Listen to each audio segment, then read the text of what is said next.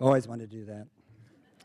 Good evening and welcome to tonight's meeting of Inforum, which is a division of the Commonwealth Club by and for people in their 20s and 30s. I see some others here. With a mission to inspire debate around political and cultural issues. My name is Paul Hawken and I'll be your moderator tonight.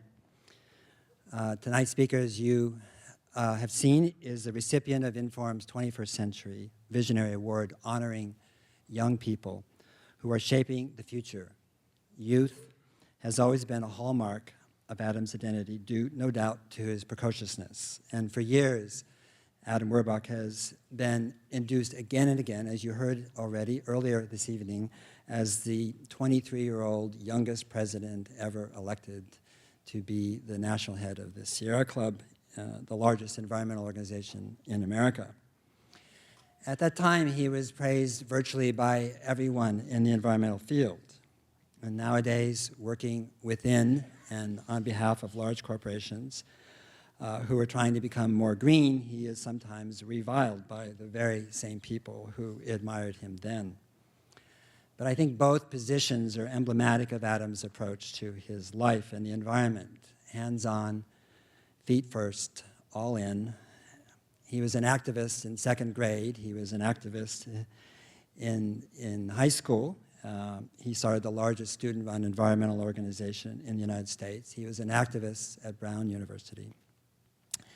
And the title of his 1997 book, Act Now, Apologize Later, says it all. But it was a compilation of stories that he had heard from citizens that he met on his sojourn, his odyssey around the country, where he tried to visit every local chapter of the Sierra Club. And not long after the publication, he created Act Now Productions with his partner Todd Gold to use media to educate and help corporations move towards sustainability. Act Now Productions was purchased recently by one of the largest advertising agencies in the world, Saatchi & Saatchi, and has been renamed Saatchi & Saatchi S, I believe, that's the name.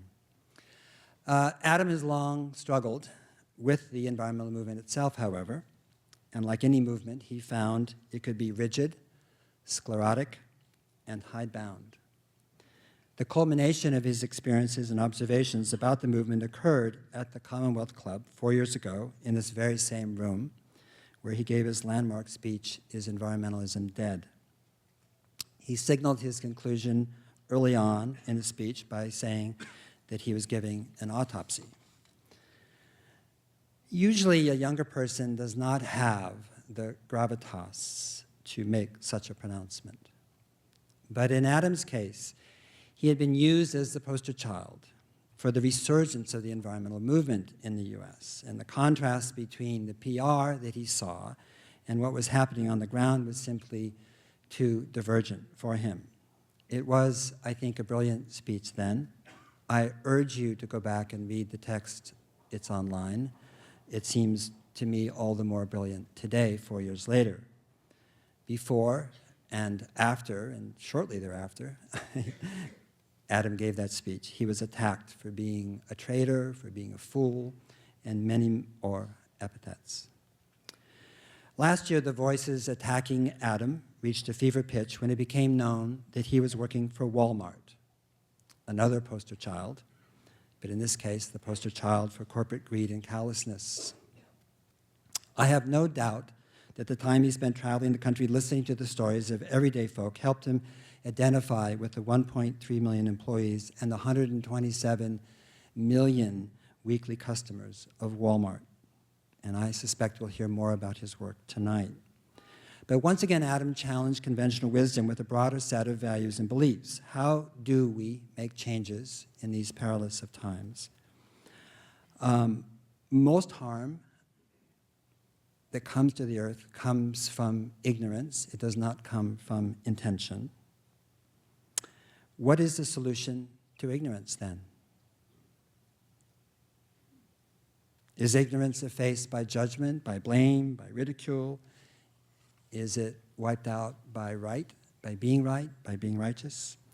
If American consumerism is leading the world in its destructive impact, then where is the best place to have a dialogue? Is it a panel discussion at an environmental conference?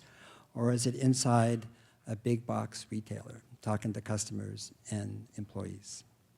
In short, how do real people really change? And if there were neat and tidy answers to these questions, it would be called fascism.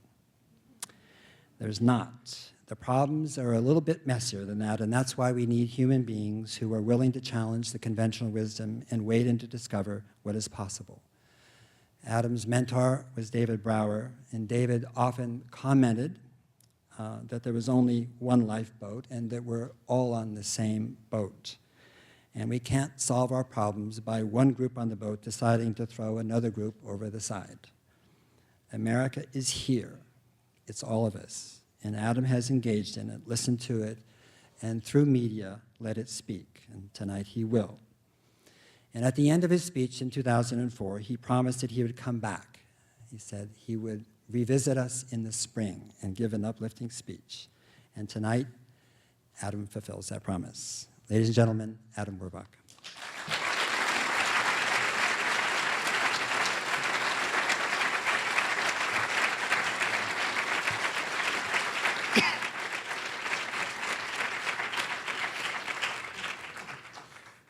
Thank you, Paul, for that introduction. I couldn't be more honored by anyone than being introduced by you.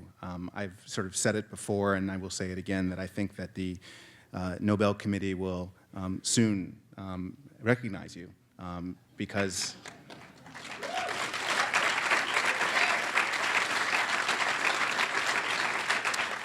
Paul's work in a very real way leads me to being here with you tonight. In 2004, I came here to the Commonwealth Club and performed an autopsy, a eulogy for environmentalism. Now, I don't know much about eulogies, but generally, eulogies by their nature are the last word on the subject. But this conversation has continued.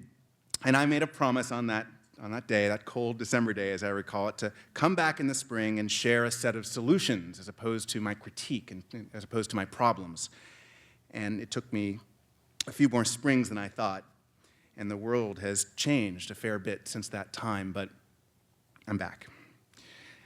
And I said then that environmentalism was failing to respond at the scale of climate change, and the basic categorical assumptions that underlie environmentalism have inhibited the environmental movement's ability to consider opportunities outside environmental boundaries.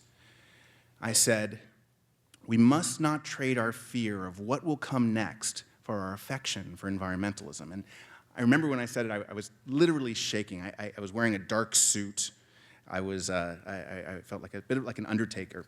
And I knew full well that the reaction would be swift and harsh because, as it turns out, no one likes to be called dead, particularly when they think they're alive. So I remember that spring, long conversations with my wife, Lynn, as she tried to make me feel better about myself and about the accountability I felt for my own failures because I was sort of unable to sleep and I was watching cable news shows repeated over and over, and something about Nancy Grace being seen over and over just drives you a little mad. And little did I know at that time that the speech was being circulated in places I would never have experienced, namely among senior leaders at Walmart.